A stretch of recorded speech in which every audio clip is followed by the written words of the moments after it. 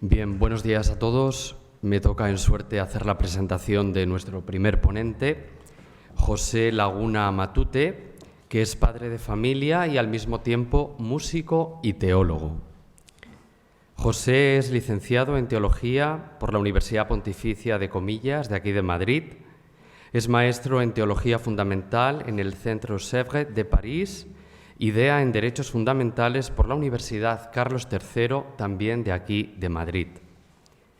José Laguna es miembro del Centro de Estudios Cristianisme y Justicia en Barcelona y sus campos de acción y reflexión giran en torno al diálogo fe-justicia-política.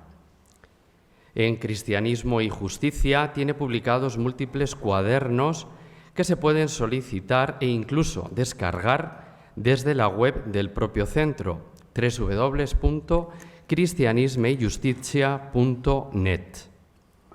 En la actualidad, la investigación de José Laguna Matute está centrada en la categoría del cuidado como nuevo paradigma civilizatorio. Algunas publicaciones de nuestro ponente en torno a este tema son las siguientes. Tengo aquí algunos títulos de las publicaciones más actualizadas.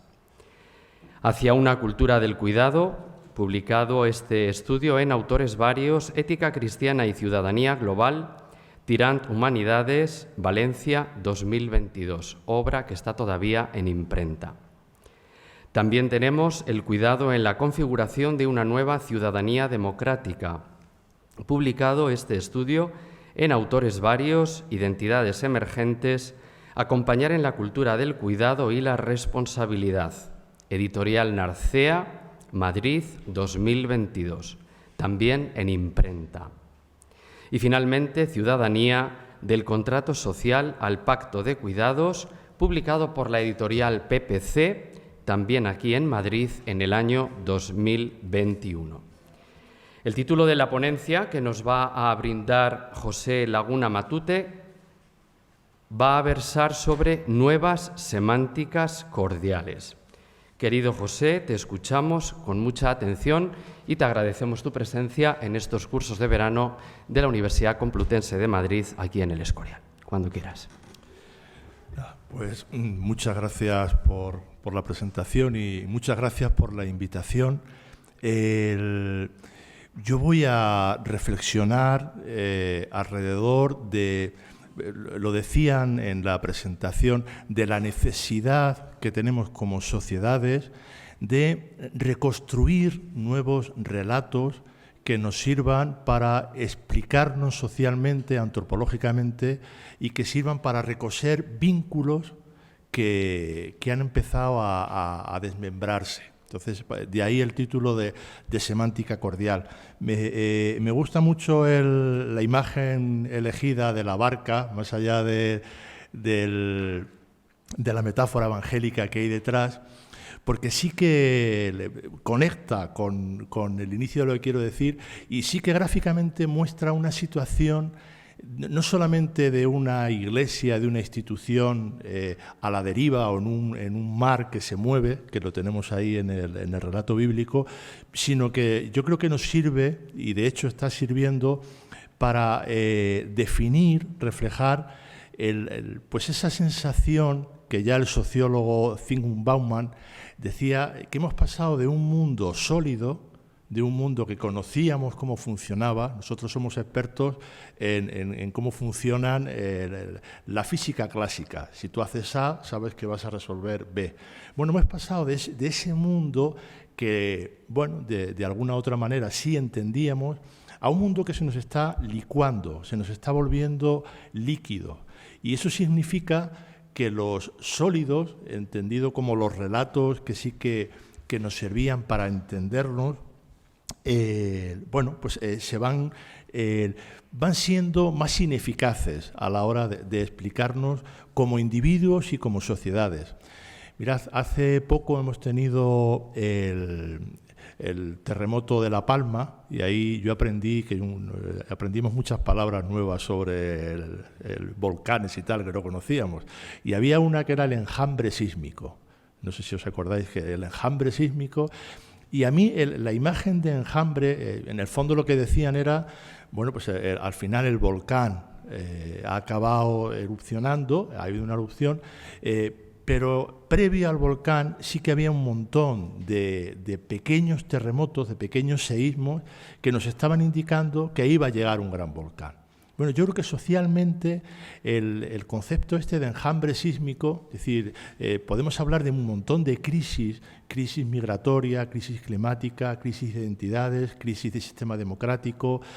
Hay un montón de crisis que cuando se toman de forma aislada, bueno, se pueden explicar, pero que en el fondo, tomadas en su conjunto, sí que nos están indicando lo que se nos decía en la presentación, de que no estamos en una época de cambio, sino en un cambio de época. El mundo está mutando de piel y estamos en ese momento en el que las categorías que nos explicaban el mundo empiezan a ser insuficientes y todavía no tenemos categorías nuevas capaces de darnos una explicación coherente.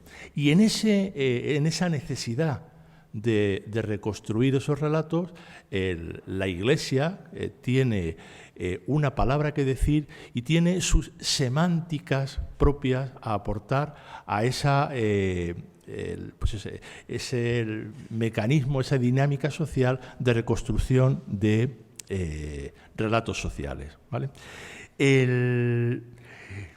No solamente se nos está rompiendo, si me permitís hablar así, esto es una cuestión epistemológica de que el mundo se nos está complejizando y a veces no entendemos muy bien qué es lo que nos está pasando como sociedades. Hay una cuestión epistemológica, hermenéutica, pero añadida a esa o junto a esa dificultad para entender el mundo, empieza también a preocupar que no solamente nos cuesta entender el mundo, sino que nos cuesta justificar las razones de nuestra convivencia social. Es decir, ¿por qué y en virtud de qué los deberes ciudadanos, por qué deberíamos comportarnos como hermanos y hermanas unos de otros, por qué deberíamos acoger al diferente? Porque esos elementos que en el discurso, voy a coger un discurso muy evidente que nos ha traído hasta aquí, el discurso de los derechos humanos. Si yo hablo ahora, si digo todo el mundo tiene dignidad y derechos, ese discurso social lo tenemos tan internalizado. En esta sala nadie diría que no. Claramente todos tenemos dignidad y tenemos derechos. El discurso empieza a resquebrajarse en las fronteras. Cuando aparece el migrante y viene a la frontera y dice, y le reconocemos su dignidad y sus derechos, pero reconocemos que no tenemos la capacidad para que esos derechos y esa dignidad sean reconocidos eficazmente. Entonces entramos en unas contradicciones sociales rayanas al cinismo. Entonces, no, si yo a usted le reconozco su dignidad, si yo a usted le reconozco sus derechos, pero en mi espacio, en mi frontera, yo no le puedo acoger. Bueno, eso que siempre ha pasado así, hoy es especialmente significativo y es especial, y ha roto costuras que las teníamos como muy asumidas previamente. Bueno, y esa dificultad está ahí, y la Iglesia, por contextualizarlo, sí que tiene la obligación, el deber que ha tenido siempre, de poner al servicio de ese discurso social nuevo que se está construyendo las semánticas cordiales que nos han servido y nos siguen sirviendo hasta ahora. Cuando hablo de semánticas cordiales, hay un antropólogo que habla de que no solamente necesitamos hermenéuticas que nos expliquen el mundo, que nos interpreten el mundo, sino que necesitamos herméticas, que son esas narrativas sociales que nos expliquen los vínculos sociales. Luego hablaré de la fraternidad, hablaré del cuidado. En el fondo son nuevas, o recuperamos discursos que teníamos ahí, pero que no formaban parte del imaginario social que nos constituía como sociedades. Bueno, pues yo creo que el gran reto para todo el mundo y para la Iglesia en particular es cómo colabora, cómo contribuye la Iglesia desde sus tradiciones de vínculos, de vinculación, a reconstruir ese tejido social en un mundo que, como decía el Papa Benedicto XVI, cada vez es más global, pero no necesariamente más fraterno. El mundo se nos está haciendo muy grande en esa licuación de la realidad, pero no se nos está haciendo más fraterno. Y ese problema lo tenemos ahí y veremos cómo lo podíamos resolver. Decía Adela Cortina, haciendo referencia a un filósofo alemán, Habermas, que necesitamos acompañar el relato del contrato, del contrato social que nos ha traído hasta aquí. El relato del contrato hay que acompañarlo con el relato de la alianza. Porque el relato del contrato por sí solo, cuando hablo del relato del contrato, es que se deriva también de todo, de una concepción del ser humano como autosuficiente, como yo tengo aquel tópico que hemos escuchado muchas veces, de mis derechos llegan hasta donde empiezan tus derechos, terminan. Bueno, pues eso al final acaba, si ese es el único relato que tenemos para conformar nuestra convivencia, el relato de los derechos, claro, eso al final nos va a dar sociedades inmunológicas. Es decir, vamos a acotar los ámbitos de derecho, los ámbitos de libertades, y vamos a convivir unos con otros en el relato hobbesiano. Es decir, bueno, como no tenemos más derechos, más posibilidad que vivir todos juntos y juntas, y como tenemos la tendencia a comernos unos a otros, vamos a ver cómo ajustamos la convivencia para que cada uno pueda disfrutar de sus derechos y podamos convivir. Bueno, ese relato... ya digo que es un relato que algunos van a hablar del relato inmunológico que nos va a separar, es claramente insuficiente si no se acompaña del relato de la alianza que dice, porque ese relato al final no genera deberes. Si yo soy igual a ti, eso no significa que yo te tenga que cuidar, eso ahora lo vamos a expresar. Bueno, pues hace falta acompañar a ese relato del contrato con el relato de la alianza.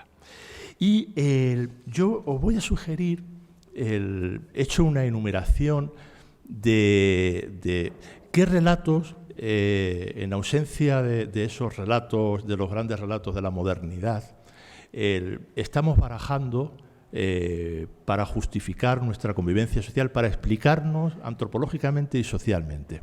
Mirad, voy a hablar de 5 relatos. El primero es muy evidente y es la semántica bélica, la guerrera, que ha salido ya esta mañana. Y claro, y ponerla como semántica cordial, a alguno y alguna os extrañará, es decir, porque muy cordial no parece que sea la bélica, pero es muy útil la semántica bélica para generar vínculos. Las sociedades, las nacionalidades, las identidades nacionales se construyen fundamentalmente sobre relatos defensivos. Hay un nosotros que se construye por contraposición a un ellos que nos va a atacar. Y entonces cuando esos relatos defensivos tienen gran potencial vinculante.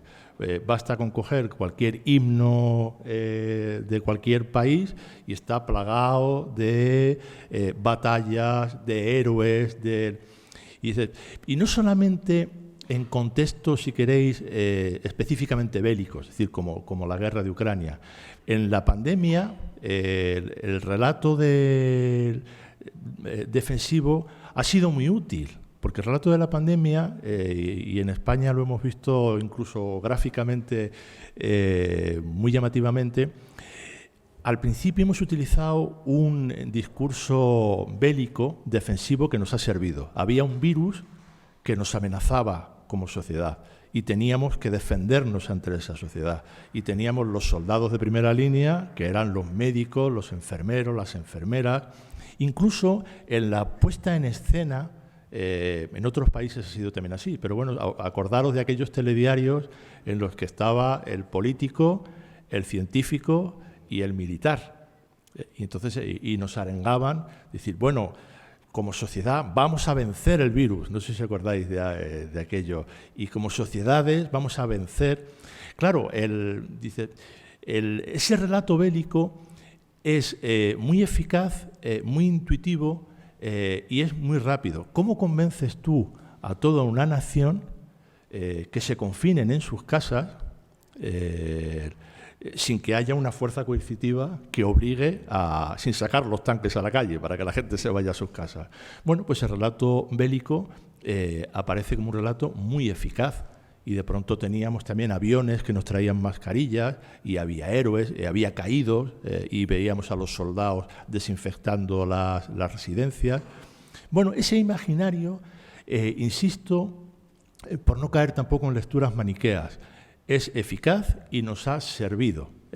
Y claro, el problema es cuando de una situación coyuntural y una situación que, pues eso, que puedes entenderlas utilitaristamente, una sociedad dice, bueno, ya, vamos a construirnos sobre el relato del enemigo. Como es un relato que es fácilmente entendible, claro, pero cuando una sociedad empieza a construir su yo, sus vínculos sociales, sobre el relato de que para que exista un nosotros necesitamos que haya un otro que nos amenaza, aquí ya empezamos con una perversión del sistema tremenda.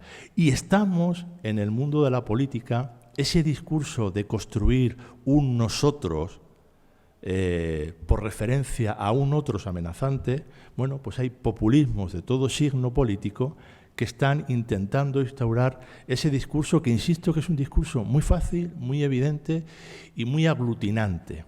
Pero ahí hay un peligro, pero lo quiero traer porque ese discurso está ahí. Mirad, de alguna manera, el discurso de los derechos humanos se podía entender como discurso defensivo. Cuando como sociedades decidimos definirnos como seres con dignidad y derechos, los derechos humanos surgen de las cenizas de la Segunda Guerra Mundial. Y es un discurso que tenemos que decirnos que somos iguales, que todos y todas somos iguales y que eso lo llevamos inscrito en nuestra naturaleza, y si somos iguales ya no necesitamos defendernos. Y ese discurso ha sido muy eficaz también y tiene una parte que se puede entender como discurso defensivo. Claro, por no tirar por la borda, el decir, bueno, pues esa semántica, si queréis, sabemos lo que da de sí la semántica y conocemos los peligros, pues vamos a desecharla porque no nos sirve. Bueno, yo lo que digo es, vamos a quedarnos con aquellos elementos de la semántica defensiva que nos siguen siendo útiles, ¿vale? Y entonces, no tanto como defensa de un otro que me amenaza, sino como autodefensa, como contención social de un nosotros que somos amenazantes. Y esto me va a llevar a la semántica ecológica. Nosotros, como especie, nos hemos convertido en una amenaza al planeta. Y esa semántica defensiva debería también estar en parte, y lo está siendo de hecho, es decir, el interés que tenemos por el medio ambiente, por la sostenibilidad planetaria, yo creo que tiene dos raíces. Hay una que es de pura supervivencia, es decir, no es que nos hayamos hecho ecologistas de un día para otro porque hayamos descubierto la belleza de la naturaleza, supongo que algunos y algunas sí.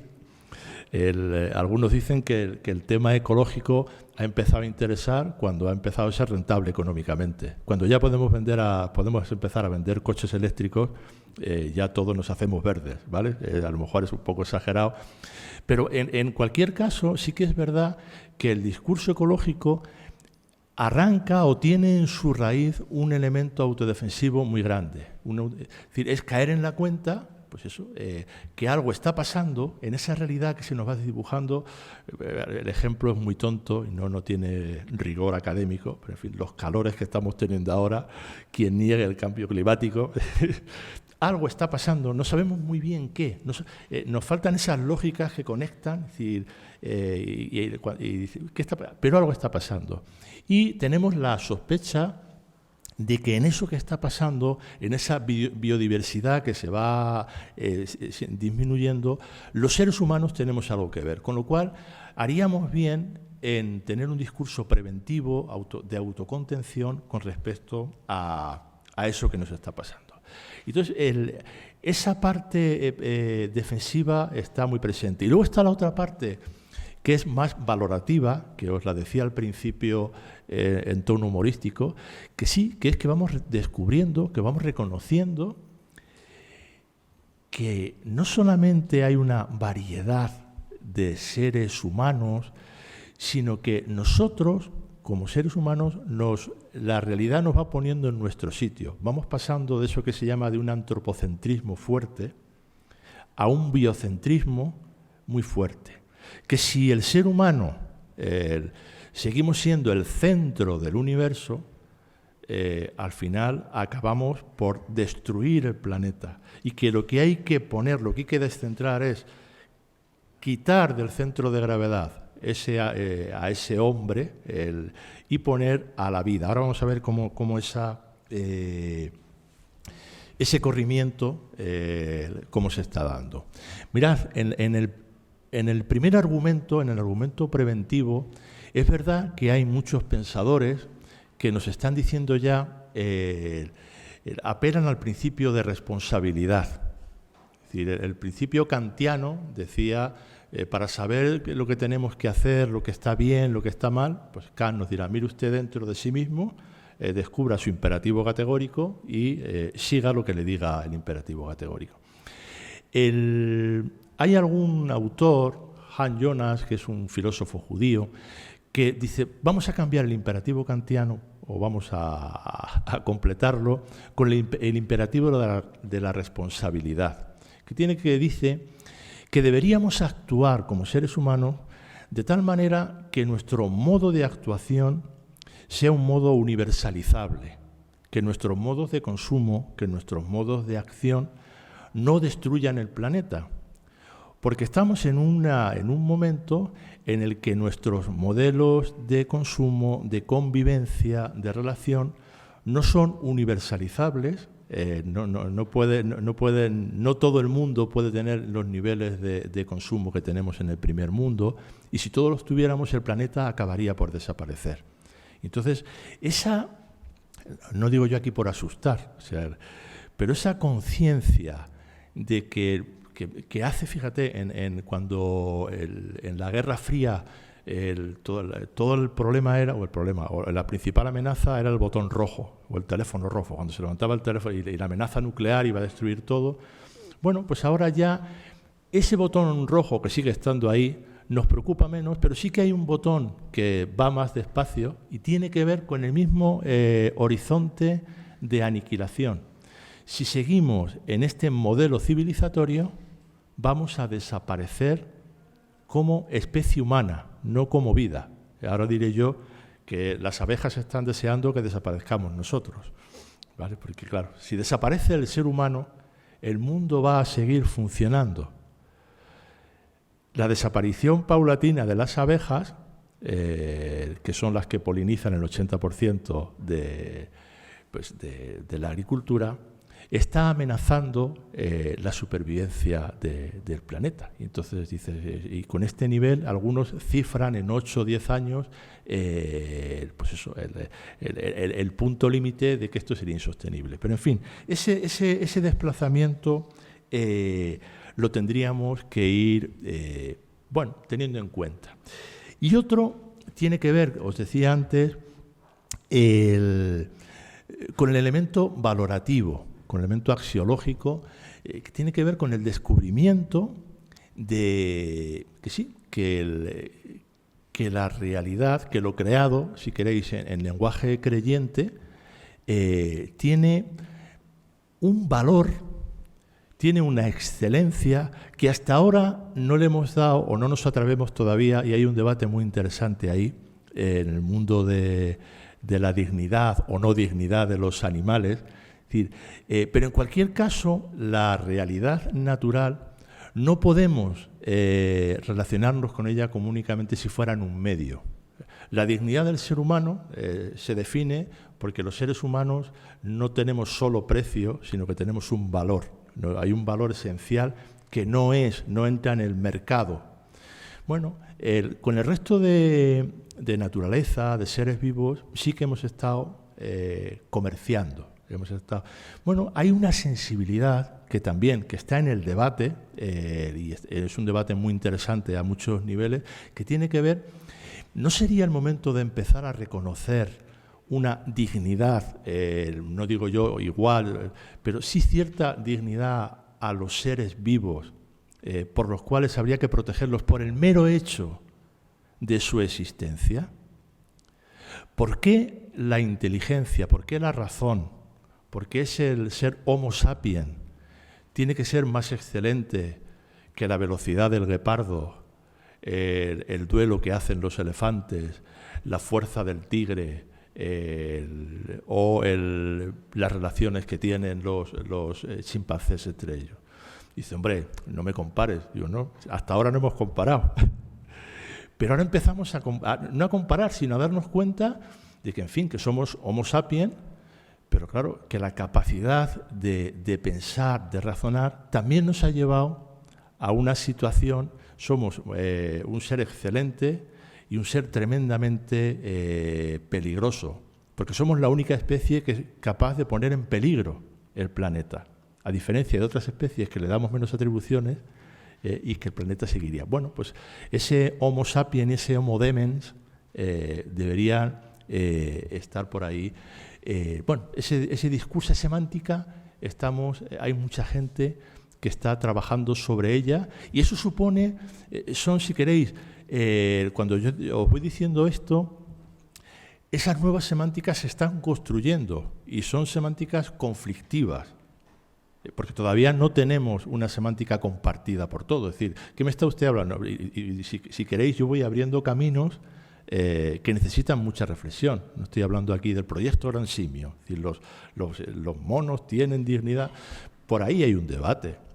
Y es un debate que tiene que ver con, por eso lo quiero enraizar todo, con esa necesidad de crearnos nuevos relatos vinculantes, ¿vale? Lo he pasado y lo quería decir, cuando hacemos este diagnóstico, la Iglesia también, el magisterio eclesial, también hace ese diagnóstico de que los vínculos se están resquebrajando. Es un diagnóstico compartido por la Iglesia. En Laudato Si, en el número 70, hay un párrafo muy interesante en el que el Papa Francisco dice que hay 4 vínculos que están en peligro. El Papa va a hablar del vínculo con los demás, el vínculo con uno mismo, el vínculo con la trascendencia y el vínculo con la naturaleza. Y entonces él va a decir en un momento que en este momento, en esta realidad social, esos 4 vínculos están fragilizándose.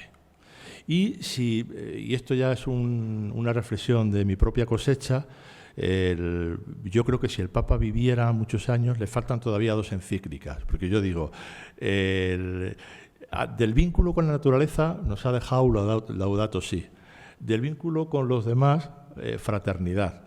Le faltaría la del vínculo con la trascendencia, una encíclica más espiritual, y le faltaría la del vínculo con uno mismo. Pero en fin, yo creo que esas serían las 2 encíclicas que completarían su magisterio. Es el diagnóstico que yo hago, va por ahí. Pero bueno, lo quería traer porque un poco por situar también la reflexión eclesial dentro de ese contexto de una sociedad que se está repensando y una sociedad en la que los discursos que están puestos necesitan, por primera vez, y cuando entremos en la de fraternidad será mucho más evidente, necesitan el concurso de todas las instituciones, todos que tienen semánticas cordiales que aportar.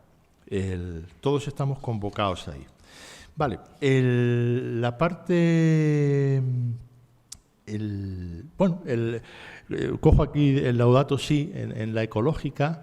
¿Qué es lo que hace el Laudato Si? Pues reconoce este conflicto, esta tensión que acabamos de ver, se hace una autocrítica, es decir, que hay un discurso. Cuando yo decía que los seres humanos ponemos al planeta en riesgo, pues tiene que ver con una manera de entender nuestra supremacía, nuestra excelencia que se canta en los salmos. Pues el ser humano, pues eso, Dios crea todo, al final nos crea a los hombres y a las mujeres, y nos pone a nuestro cuidado, bueno, bajo nuestro dominio, diría el relato anterior. Y cuando dominamos la naturaleza, pues se nos va la mano. Y acabamos por destrozarla. Y entonces hay que deconstruir ese relato del ser humano como un ser humano que domina la naturaleza, a un ser humano que tiene la obligación de labrar y cuidar la naturaleza. Y entonces hay que hacer una relectura de todas esas semánticas cordiales que estaban ahí, pero que es verdad que hemos leído con perspectivas que no tienen que ver con el cuidado, con la labranza. Y cuando el Papa dice, vamos a leer el Génesis otra vez, teniendo en cuenta que la responsabilidad, somos responsables de lo que se nos ha regalado y tenemos que cuidarlo y labrarlo. Cuidar y labrar es diferente a dominar. Y esa relectura hay que hacerla. Protección, custodia, preservación, vigilancia, son palabras que articulan una nueva semántica. Y por ahí tendríamos que ir. Hay otra semántica, he puesto la bélica, he puesto la ecológica, y os traigo otra que también está circulando, que se está trabajando mucho, que es la semántica ecofeminista. Y lo primero que tengo que justificar es por qué no he metido el feminismo, como ya estaba hablando de la ecología, la podía haber metido como un subepígrafe de la ecología. No, quiero darle yo creo, por poner centrarla y dar la dimensión realmente que tiene en el discurso social el ecofeminismo, porque va a juntar en esas cruces que se van a dar dos realidades que tienen que ver con ese nuevo relato, una semántica cordial vinculante. Mirad, el ecofeminismo lo que dice es que la crisis ecológica y la crisis del patriarcado, que el grito de la tierra y el grito de las mujeres están unidos, que hay por ahí unas raíces que hablan de lo mismo. En el fondo es el grito por la vida.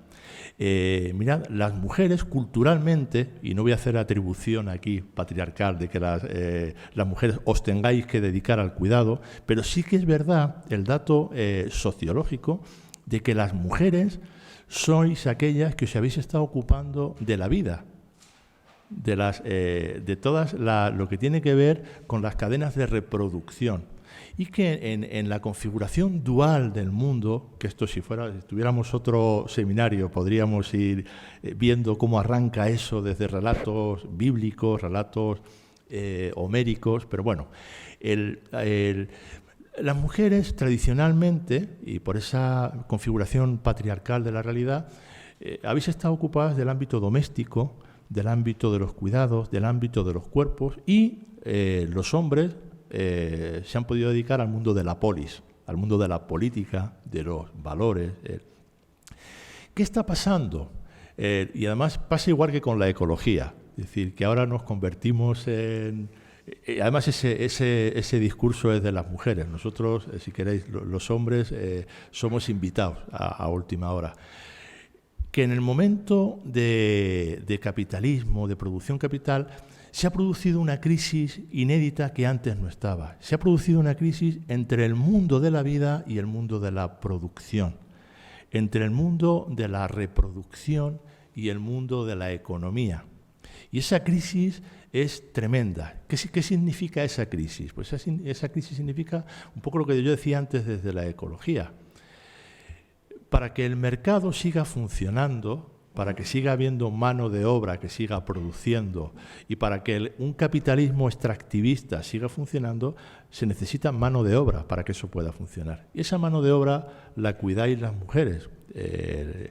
Entonces, el problema es que el sistema de producción un capitalismo que extrae continuamente de la realidad, un capitalismo que es un consumo exponencial, llega un momento que se hace incompatible con la vida. Si seguimos con ese modelo de desarrollo, por eso hablo de un capitalismo en su fase neoliberal, no hago una crítica a la economía como tal, sino el modelo de capitalismo entendido como acumulación exponencial es insostenible con la vida.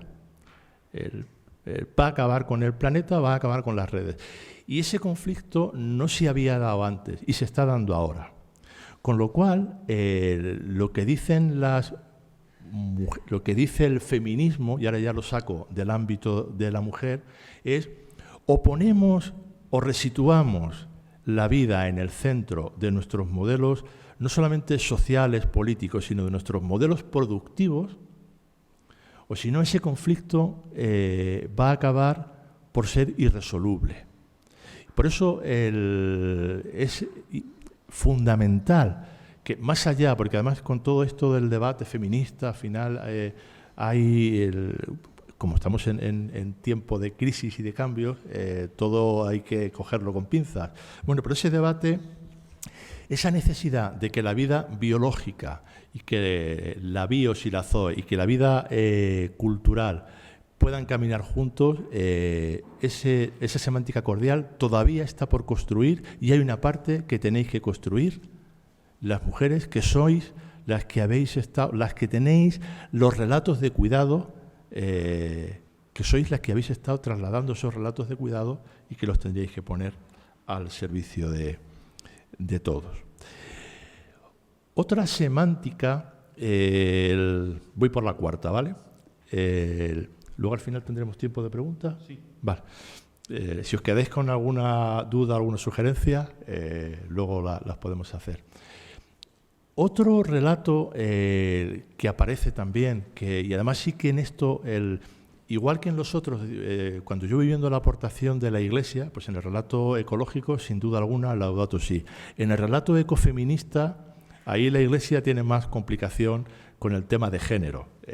Y ahí tenemos más complicación a ver cómo ese relato fecunda y tenemos que resolver más cuestiones.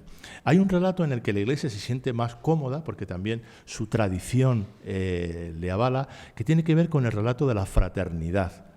Pues eso, cuando el Papa saca la encíclica Fratelli Tutti, pues hombre, ahí los creyentes nos sentimos muy cómodos. Pero claro, voy a hacer, si queréis, el ejercicio contrario. Voy a hacer sentir incómodos, o me gustaría haceros sentir incómodos con ese relato, o ponerlo en el contexto de la necesidad de construir relatos vinculantes. Mirad, dice, claro, cuando el Papa aparece con la encíclica de Fratelli Tutti, dice, bueno, pues hombre, el Papa habla de lo que tiene que hablar un Papa. Pues del servicio, del amor al prójimo, de llevarnos bien, del bien común. Es decir, como no nos sorprende que haya una encíclica papal sobre ese tema. Claro, afrontarla así como una cosa que viene de suyo, al final le quita el valor y la fuerza que tiene, la fuerza disruptiva. Porque mirad, no sé si os habéis preguntado, la encíclica la Fratelli Tutti, cuando dice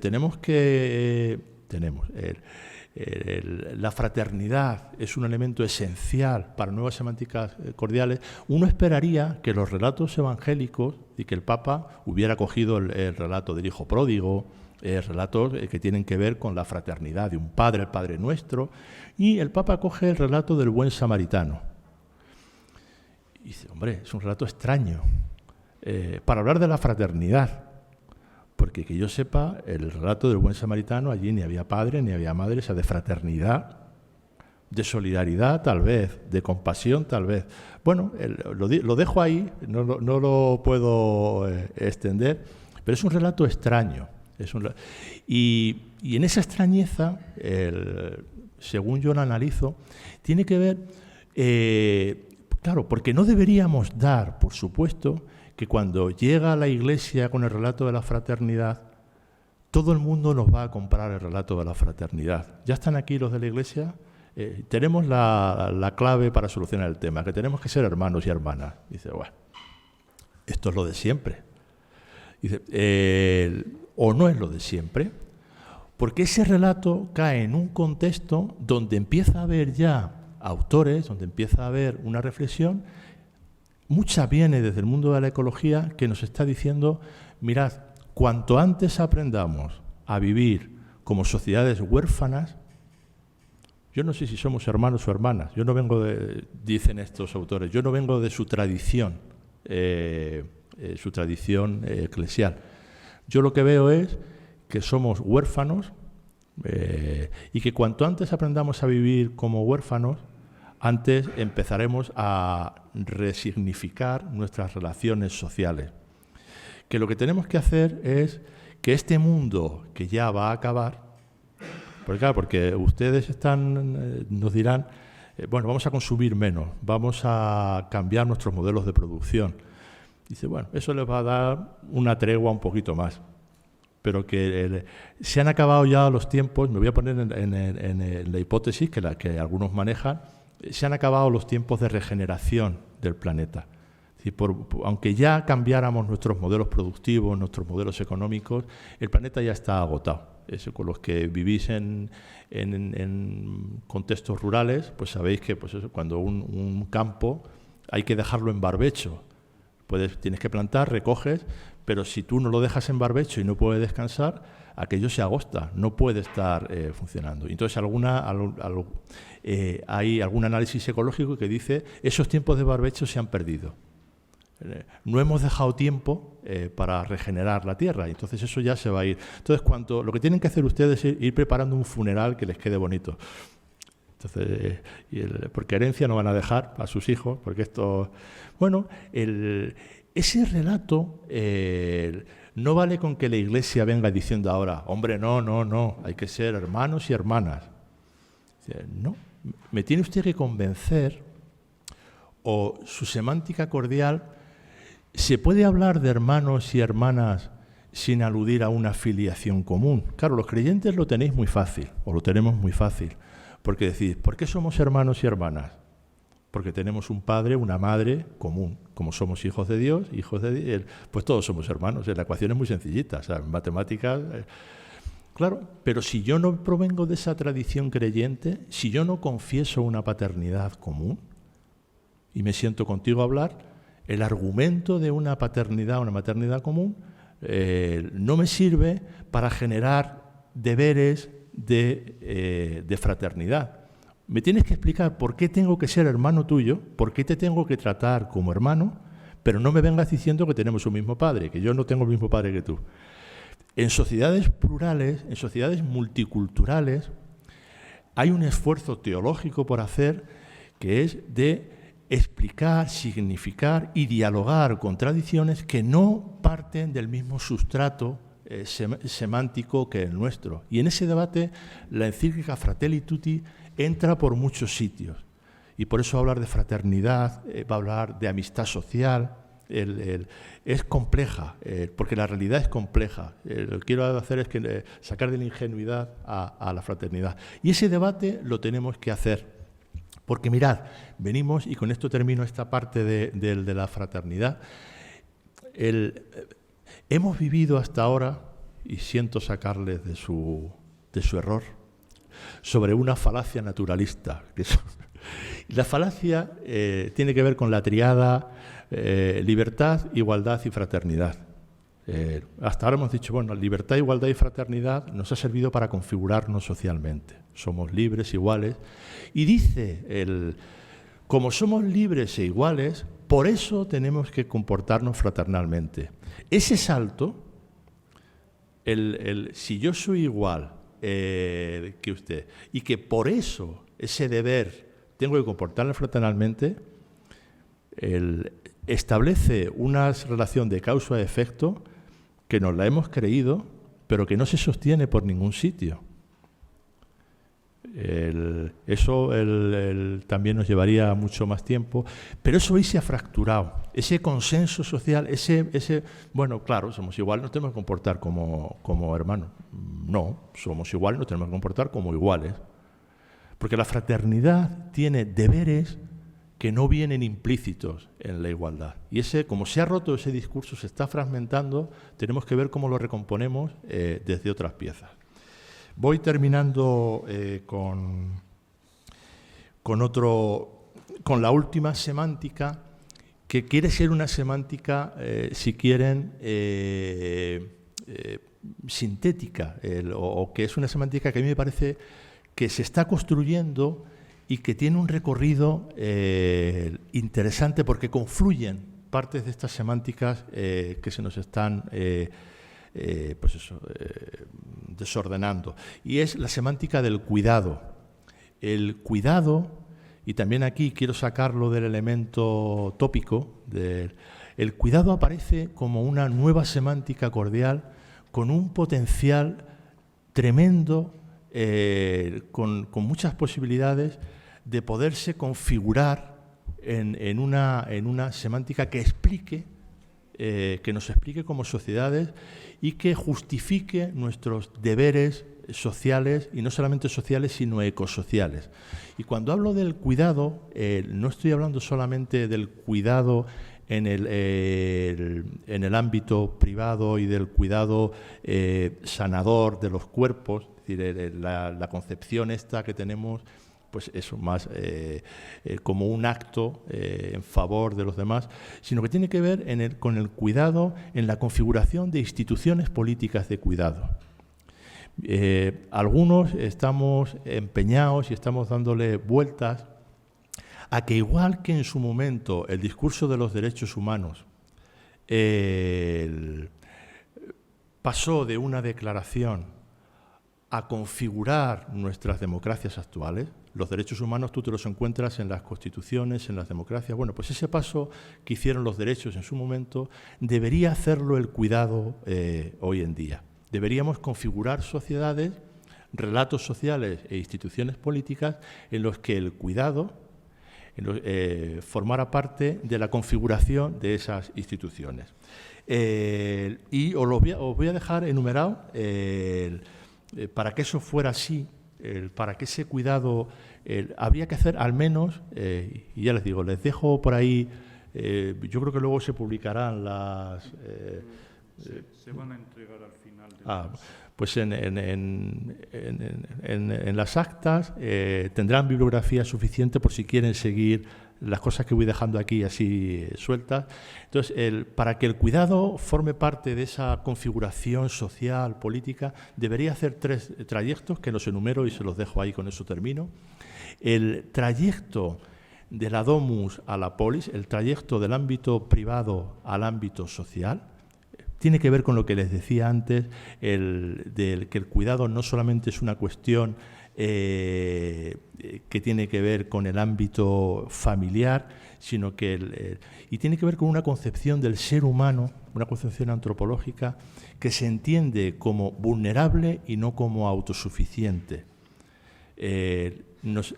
Cuando nos definimos como seres humanos, si tuviéramos que lanzar hacia el espacio exterior una nave con una fotografía, ¿qué es un ser humano? Para cuando un extraterrestre lo viera, dijera, pues un ser humano es esto, pues seguramente mandaríamos una imagen de un adolescente, de alguien, pues eso, guapo, autosuficiente. No se nos ocurriría mandar una imagen ni de un niño ni de un anciano, porque el niño y el anciano son dependientes. Y hemos decidido, no me digáis por qué, que la dependencia, la interdependencia, es una cosa que no nos gusta. No nos gusta definirnos como autosuficientes. Bueno, ese paso de la autosuficiencia a la vulnerabilidad es un trayecto antropológico que todavía tenemos que hacer. Hay otro aspecto que tiene que ver con un trayecto relacional, que tiene que ver con esas sociedades del contrato social, esas sociedades inmunológicas, a unas sociedades relacionales en las que la demanda imperativa del otro sea el desencadenante de mi acción. Hay algunos que dicen por ahí que los seres humanos, la primera palabra que decimos al mundo es el llanto. Un niño o una niña, cuando viene al mundo, un bebé, llora. Y ese llanto, inmediatamente, por el hecho de ser llanto, invoca la necesidad de que alguien lo cuide. y si nadie lo cuida, ese ser humano va a morir. Bueno, pues en esa, el llanto como invocación de cuidados y no el hombre que reclama derechos, que eso vendrá después.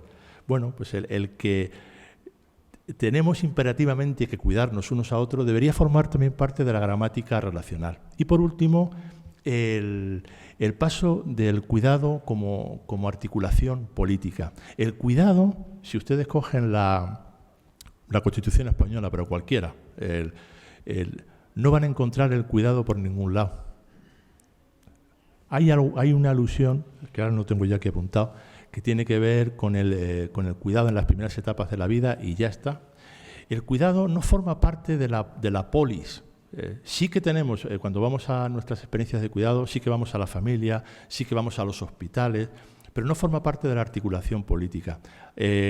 Ahora en septiembre van a aprobar, si se aprueba, tienen que validar la nueva Constitución chilena, y en la nueva Constitución chilena sorprende cómo en la nueva Constitución ya el cuidado sí que aparece en el articulado constitucional, y no como un elemento periférico, sino que el derecho al cuidado, la necesidad del cuidado, y el cuidado no solamente de las personas, sino del medio ambiente, de todos los seres vivos, ya empieza a formar parte de la articulación política. Bueno, eso es un paso hacia una nueva semántica cordial.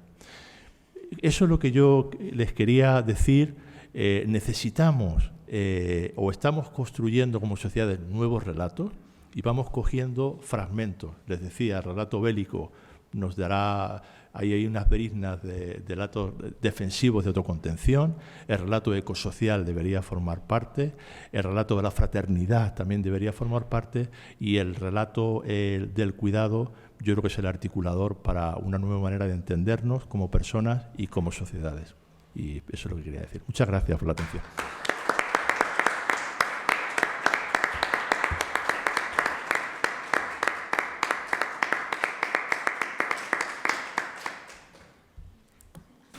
Muy bien, muchas gracias, José. Ahora, pues tenemos 10 minutos para compartir con el ponente. Adelante, por favor. Hola, buenos días. Mi nombre es José Antonio Domínguez. Yo, ante todo, quisiera poner una crítica. Creo que aquí es un curso en el que vamos a hablar del futuro de la Iglesia. Hubiera sido conveniente empezar por el presente, como hacen las tesis doctorales. ¿Cuál es la situación actual? ¿De qué situación partimos? ¿Cuáles son las aportaciones que hay a esta situación actual? Para, a partir de ahí, muy brevemente, haber pasado a esto que hubiera sido la segunda ponencia. Otra pregunta, bueno, ya hablando de lo que más hincapié has hecho quizás haya sido en la fraternidad, y decirte que la fraternidad, bueno, para la Iglesia quizás sea un concepto relativamente novedoso, pero las tribus americanas hablan y consideran al ser humano como hermano, hijo todos de la madre tierra. Lo dejo ahí apuntado. Has dicho una cosa con la que no estoy de acuerdo, y es que la Iglesia de hoy es la de siempre. Yo para mí no es eso. A veces te he acabado, pero lo has dicho. Que la Iglesia de hoy es la de siempre. No es la de siempre. Por suerte, no es la de siempre. Y después ya una dirigida a la organización, yo cuando di el curso no sabía quién estaba detrás del curso, hoy ya me enteraba que estaba en la Agustiniana. Y la segunda pregunta era si la conferencia episcopal había de alguna manera hablado o estaba detrás del curso. Bueno, el mero hecho de que venga a clausura tocando solo ya contesta esa pregunta. Muchísimas gracias. Gracias. No sé, José, si quieres decirle algo. Bueno, pues agradecer la crítica, o sea, que realmente me parece que en los nuevos consensos sociales y en los nuevos, es decir, que caben todas las palabras, no voy a justificar, o sea, que te doy la razón. O sea, es verdad que dices, cuando yo no sabría definir, vamos a definir el estado de la cuestión y a partir de ahí vamos a... es que el estado de la cuestión y probablemente sea incapacidad personal, pero es que estamos en un mundo muy complicado. Yo no desconfiaría además de alguien que te da un diagnóstico realmente cerrado de lo que está pasando políticamente, económicamente, eclesialmente. Estamos en un discurso complejo, fragmentario, sistémico. Es decir, fíjate, ¿por qué la guerra de Ucrania está provocando ya hambrunas en África, en Sudán? Es decir, estamos en un mundo en el que esas relaciones, yo no sé si hace 50 años hubiera sido más claro. Dices, bueno, estamos en ese mundo complejo. Y eclesialmente, ya digo, no es por justificar y por rebatir lo que dices, que estoy de acuerdo. Si he dicho lo de la Iglesia de ahora o después, pero sí que es verdad que incluso en el momento eclesial, definir decir, bueno, pues una categoría, es decir, la Iglesia lo que está diciendo hoy es esto, no, también estamos en una Iglesia plural que tiene muchas voces. Bueno, todo sí, pero vamos, no es por rebatirte, sino aceptar la crítica. La parte más del aval institucional, supongo que sí. Bueno, que ciertamente eso es. La comunidad agustiniana está detrás y es la que está financiando este curso, pero no se hace de espaldas a la iglesia local, ¿no? Ni mucho menos. Y como usted lo ha dicho, el cardenal arzobispo de Madrid va a venir a clausurar el curso, ¿no? Creo que es su señora también, ¿no?, la que quiere preguntar. Adelante.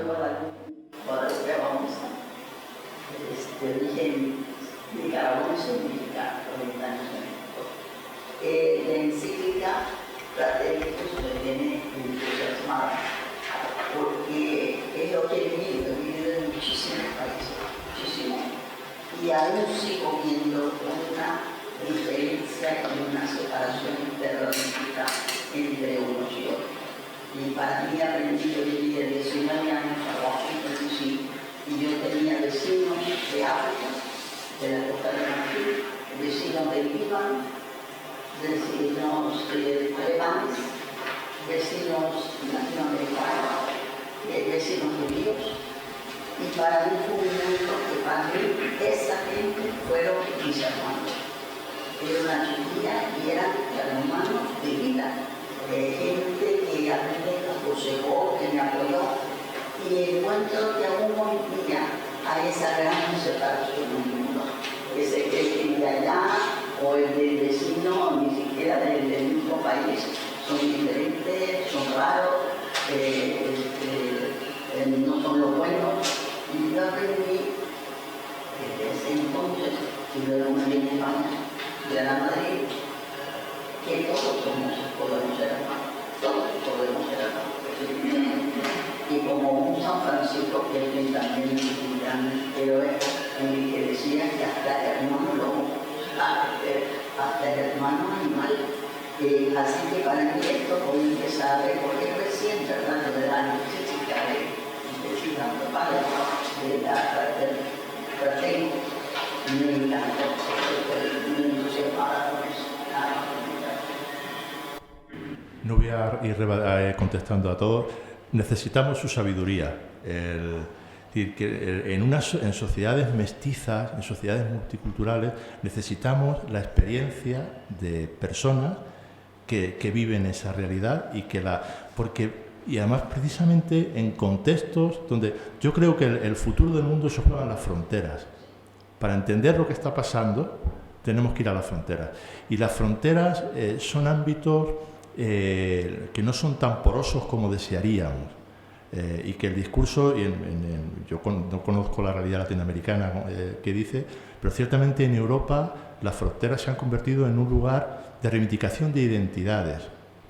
Entonces, la cuestión de las identidades nacionales, el cuidado del que viene, el derecho del que viene, ahí tenemos un problema y necesitamos experiencias que nos digan, no, la sociedad mestiza, que es hacia la que vamos, que es multicultural, es el horizonte hacia el que vamos. Pero no va a venir por sí solo, necesitamos esa sabiduría.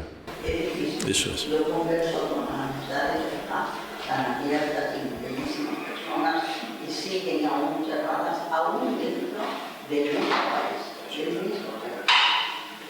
Bien, tenemos tiempo para otra pregunta. Adelante. Me parece extraordinaria la disertación. Entonces, hay una cosa que me preocupa bastante.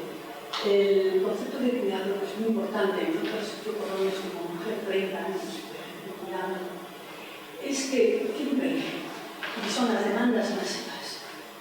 Demandas masivas que no solo es para el descuidado, sino, por ejemplo, en los temas de prevención. O sea, el temor a una masividad de las demandas, a que arrolle al cuidado.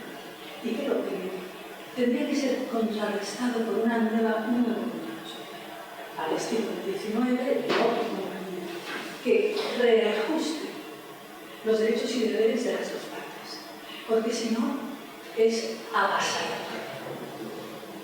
Es decir, no puede ser solo un desequilibrio de cuidado, porque hasta el niño luego se transforma en adulto y cuida a los padres. Sin eso vamos a andar cojos para que nuestros hijos. Aquí sí me voy a permitir reaccionar porque llevas mucha razón. Es decir, cuando hablamos, pasa como la fraternidad, el cuidado es un tema complejo y cuando el cuidado, o sea, no podemos trasladar las asimetrías. El cuidado es una relación de poder, en el fondo. O sea, tú cuidas a alguien porque hay unas necesidades que cubre. En el ámbito familiar, esas asimetrías no solamente son permitidas, sino que son así. Yo cuido de mis hijos porque tengo un poder que les puede ayudar. Cuando eso se traslada socialmente, dices, claro, tú no puedes construir sociedades asimétricas. Tú tienes que construir sociedades en las que haya momentos en los que tú seas cuidado y momentos en los que tú seas cuidador. Si esa circularidad no se rompe, es verdad que estás apelando al cuidado, estás construyendo sociedades realmente asimétricas y con esto termino porque si no sería otra conferencia, en el cuidado, en el mundo de la reflexión feminista, claro, se cae en la cuenta, estamos en una crisis de cadena de cuidado. ¿Qué nos está pasando en nuestras sociedades del norte del primer mundo? Pues que cada vez necesitamos más cuidados. Necesitamos cuidados para nuestros hijos, necesitamos cuidados para nuestros mayores. ¿Y qué estamos haciendo? Que vamos a países del sur, a países del tercer mundo, a importar mano de obra para que cuiden a nuestros hijos y a nuestros mayores, a personas, generalmente mujeres, que están dejando en sus países de origen a sus hijos al cuidado de las abuelas. Entonces, por eso digo, eso hay que abordarlo. El cuidado cuando entra en el ámbito político es una cuestión muy compleja. Y haces bien en advertirnos. Gracias. Muy bien, se nos ha... bien. Venga, pues una última pregunta. A ver. Yo no sé, el concepto de vida del estado de bienestar no estaría dentro de esa semántica del cuidado de las instituciones que han dicho que es una carencia, de hacia dónde habría que ir. Es que esa pregunta no son 3 segundos. Claro, habría dos maneras, sí, rápidamente, como titular. Estamos en el estado de bienestar, es un modelo en crisis. Es un modelo que la pandemia lo ha puesto muy evidente, en evidencia. Es decir, que sanidad, educación, entonces hay algunos que dicen vamos a reformar, vamos a reforzar ese estado de bienestar y hay otros que te van a decir el modelo de los derechos del contrato, es decir, lo que articula ese modelo ya no es sostenible en el cambio porque el modelo de bienestar no incorpora a la naturaleza, no incorpora a la mujer, y sí que aparecen los cuidados como derecho, el derecho de dependencia. Entonces dices, ahí hay un debate que ya digo, nos llevaría para mucho tiempo, pero sí que es verdad que una de las preguntas es, ¿el modelo de bienestar que se ha fragilizado nos puede seguir siendo útil o tenemos que ir hacia otro modelo? Ahí hay un debate interesante, sí. Muy bien, pues muchas gracias. Tenemos ahora un descanso de media hora. A las 12 nos volvemos a ver y lo bueno de las conferencias es que dejan interrogantes y cuestiones abiertas. Entonces esperamos poder continuar este diálogo. Muchas gracias.